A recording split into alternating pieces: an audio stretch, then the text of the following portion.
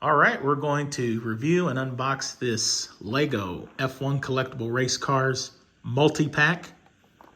You can purchase the individual mystery packs or mystery box at your local brick and mortar. They're usually between $5 and $6 before tax. This is what they look like. Pretty cool. You can purchase the individual packages or you can order the multi-pack.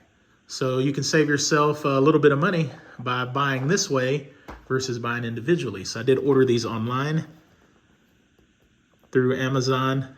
There will be a link in the description. Let's unbox, see what we get.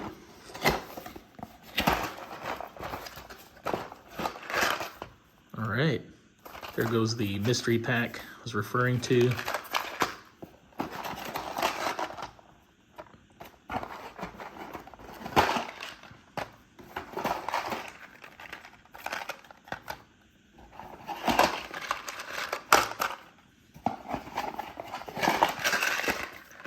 And there we go. 6 packs. Like I said, save you some money by purchasing in bulk by buying the 6-pack.